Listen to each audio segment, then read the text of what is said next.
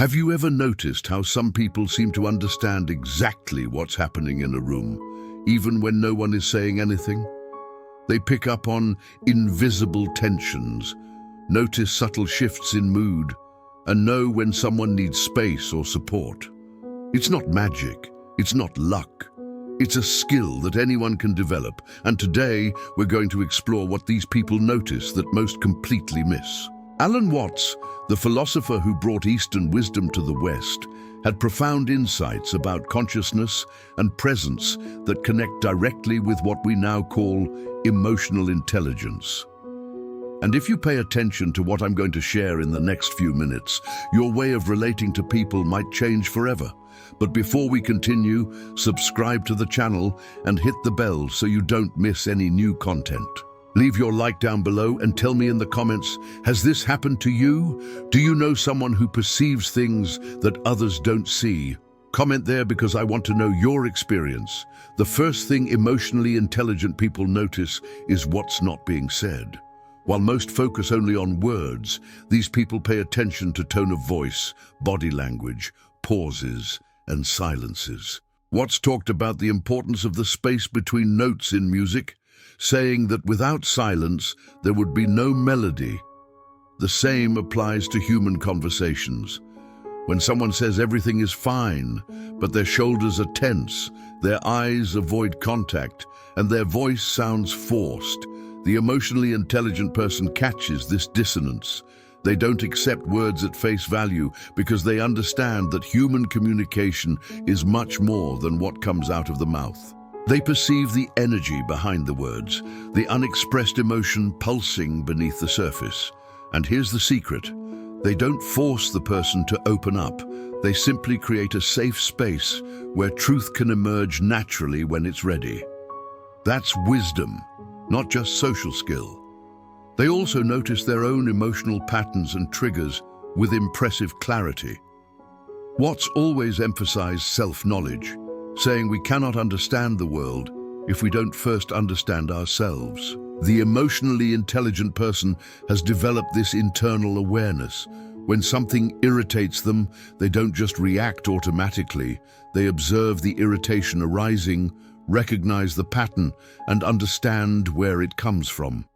Perhaps that innocent comment from a colleague bothered them because it touched an old insecurity. Perhaps that constructive criticism hurt more than it should have because it activated a childhood memory of rejection. This person doesn't completely identify with their emotions. They observe them as passing phenomena, like waves in the ocean. Watts would use the metaphor of the observer and the observed, where you are not your thoughts or feelings, you are the consciousness that witnesses them. When you understand this, you gain tremendous freedom because you're no longer hostage to every emotional wave that arises. You can feel anger without becoming an angry person. You can feel sadness without drowning in it. This distinction is fundamental. Another crucial aspect is that emotionally intelligent people notice when they need to step away, and they do so without guilt. We live in a culture that glorifies constant productivity and permanent availability, but these people understand something Watts preached: the value of non-doing, of emptiness, of rest. They notice the signs of overload before they turn into collapse. When they feel their mind getting foggy, patience running out, creativity drying up, they don't push with brute force. They stop, they rest, they strategically withdraw to recompose themselves. And they do this without feeling weak or lazy, because they understand that recharging isn't luxury, it's necessity. Watts talked about the principle of yin and yang, of action and rest, of tension and relaxation. You can't have one without the other. Trying to always be on is like trying to inhale without ever exhaling. Eventually you collapse. The emotionally intelligent person respects their own limits and communicates them clearly to others, not aggressively or defensively, but with gentle firmness. They know that taking care of themselves isn't selfishness, it's the foundation for being able to genuinely show up for others. They also perceive the motivations behind people's actions, including the unconscious ones. When someone is being excessively critical, the emotionally intelligent person doesn't take it personally immediately. They ask themselves, what's going on with this person? Could they be projecting their own insecurities? Are they going through something difficult? Are they trying to prove something to themselves? Watts taught us to see beyond social masks, what he called the persona. We all wear masks, roles we play to navigate the social world. But emotionally intelligent people can look through these masks and see the vulnerable human being that exists behind them. This doesn't mean tolerating abusive or disrespectful behavior. It simply means not adding more drama to the situation by reacting emotionally to something that deep down isn't really about you. This ability to depersonalize certain interactions while remaining completely present is an art. It allows you to respond instead of react, to consciously choose your response instead of being controlled by the emotional buttons others press, intentionally or not. A subtle but powerful skill is perceiving the right moment.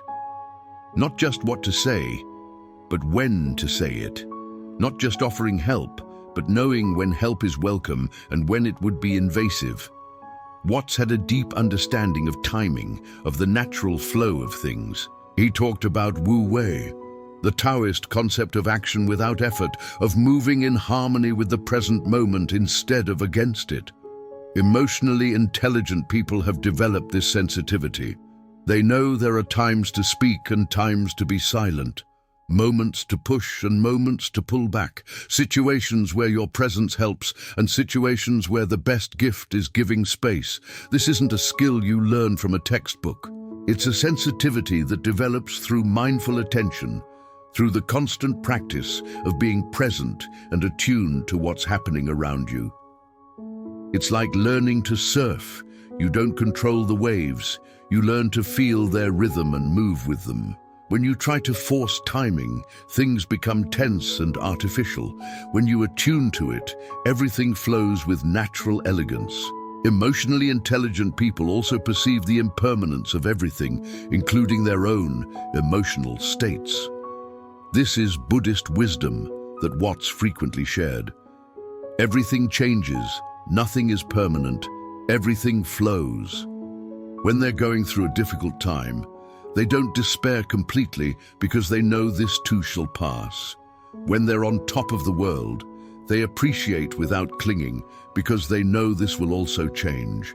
This awareness of impermanence doesn't make them pessimistic or disengaged. On the contrary, it allows them to live each moment more fully because they're not constantly trying to freeze the good or avoid the bad. They accept life's flow. This also makes them more resilient because they don't interpret every setback as permanent catastrophe. Lost your job? It's difficult, but it's temporary. Relationship ended? It hurts, but you'll heal. Made a mistake? Learn and move forward.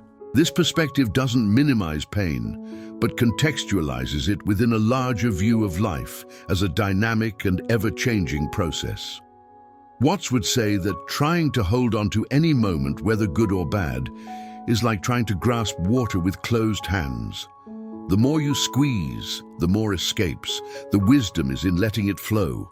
Finally, and perhaps most importantly, emotionally intelligent people perceive the shared humanity in everyone.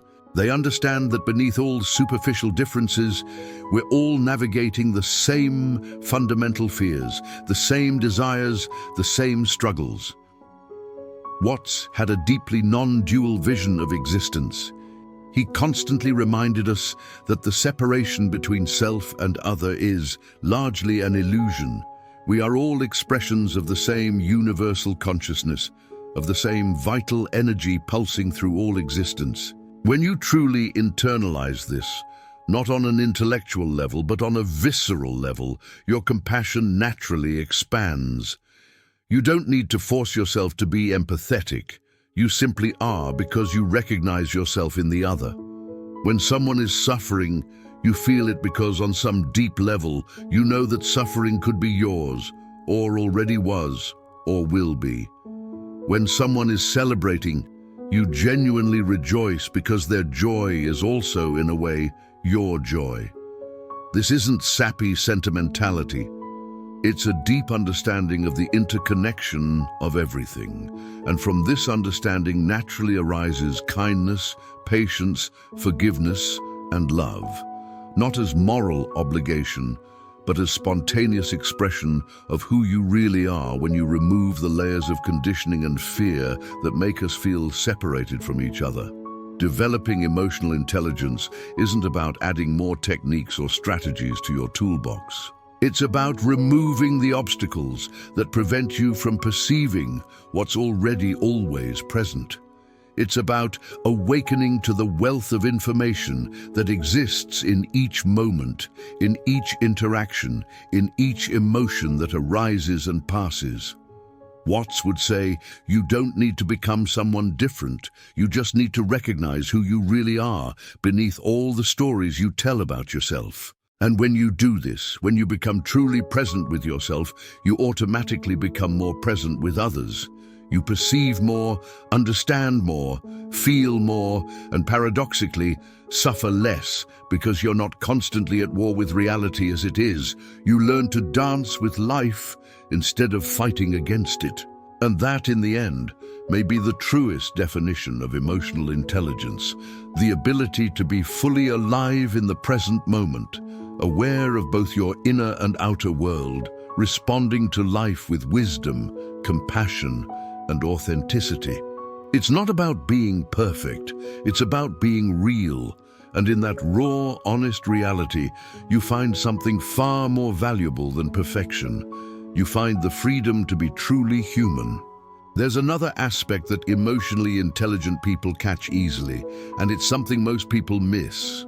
They notice when someone is testing boundaries or emotionally manipulating, but they don't react with anger or immediate confrontation. They simply maintain their boundaries with calm firmness. Watts talked about the concept of non-resistance, but that doesn't mean being a doormat or allowing others to use you. It means not adding unnecessary emotional energy to a situation that's already charged.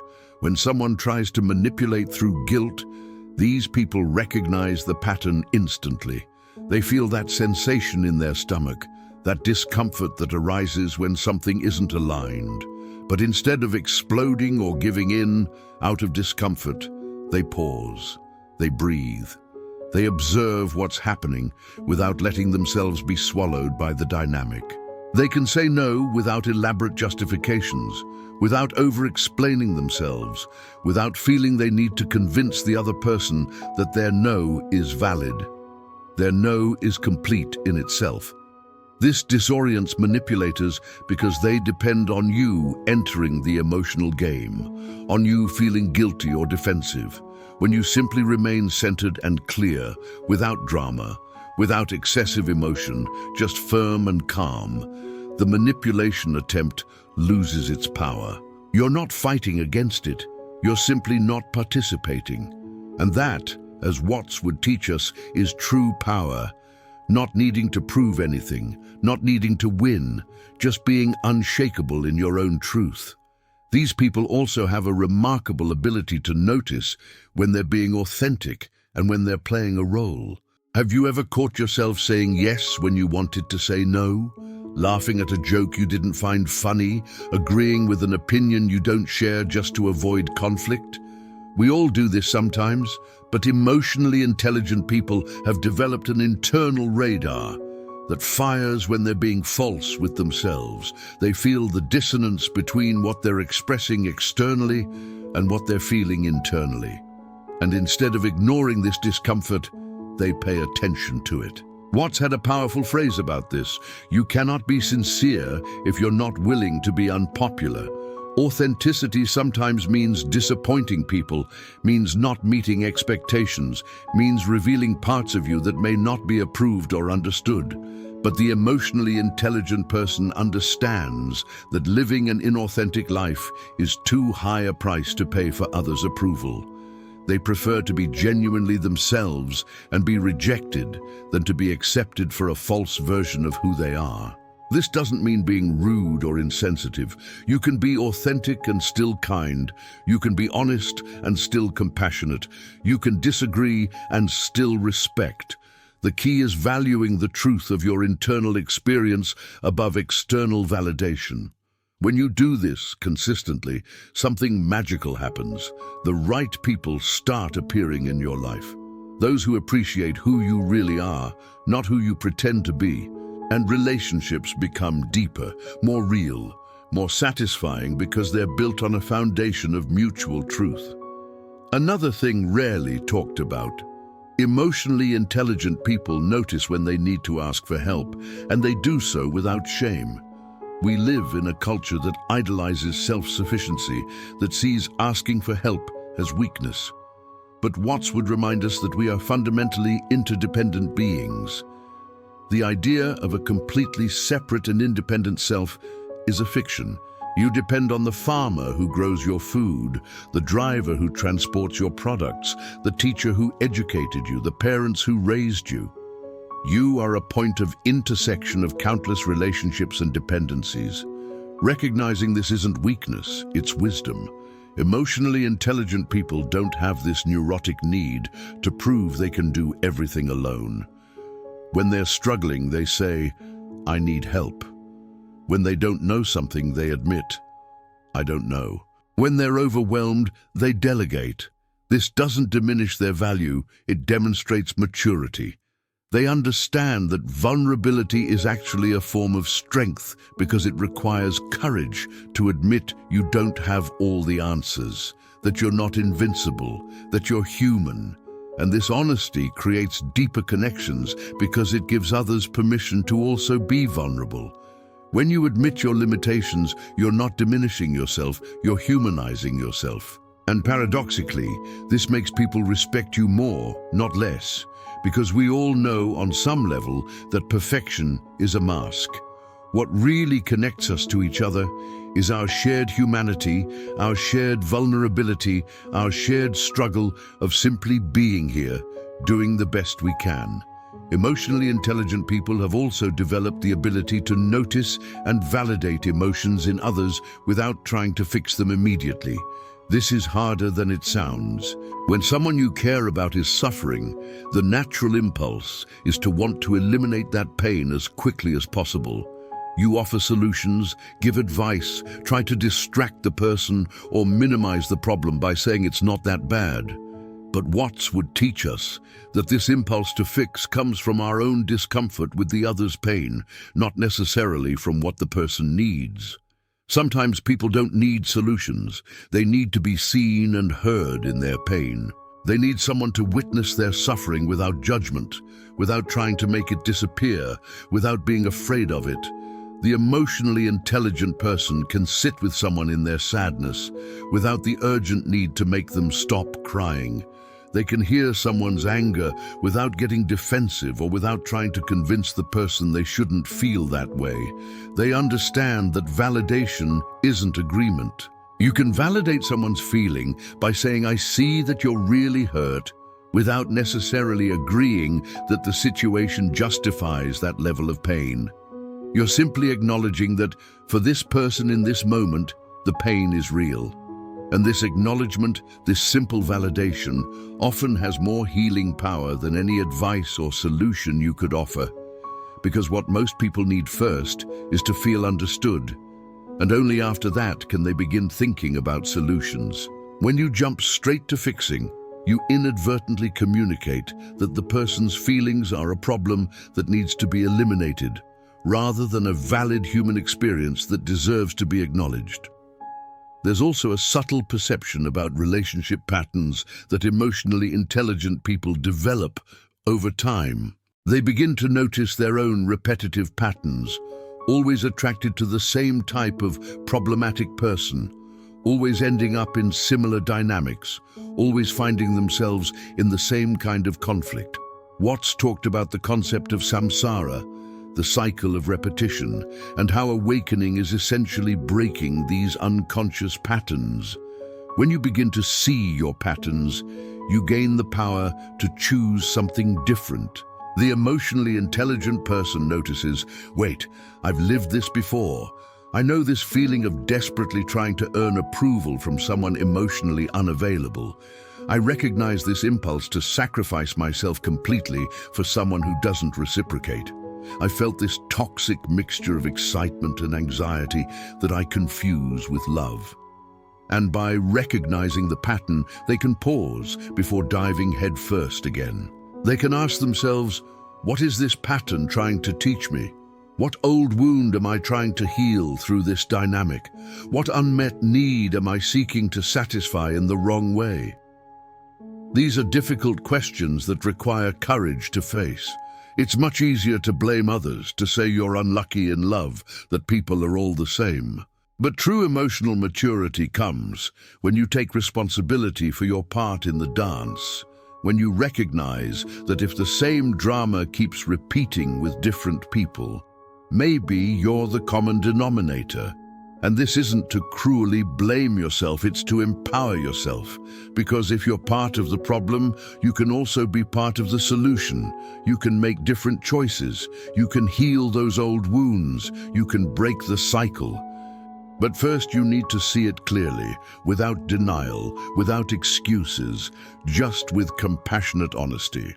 And finally, perhaps the deepest of all, emotionally intelligent people perceive that most conflicts aren't really about what they seem to be on the surface. That argument about dirty dishes isn't really about dishes. It's about feeling undervalued, unseen, unappreciated. That argument about money isn't really about money. It's about security, control, fear of the future. That fight about where to spend the holiday isn't really about logistics. It's about loyalty, about feeling your needs are less important, about old family dynamics being reenacted. Watts would say we live in layers of meaning, and most people get stuck on the surface, arguing about external details, while the real emotional issues remain unaddressed. The emotionally intelligent person has developed the ability to go deeper. When a conflict arises, they ask themselves, what is this really about? They don't get stuck in factual details, they seek the underlying emotion. And then they can name what's really happening. They can say, I notice that when I choose to work late, you feel like I'm prioritizing my career over you. It's not about work, it's about you feeling you're not important to me. Am I understanding correctly?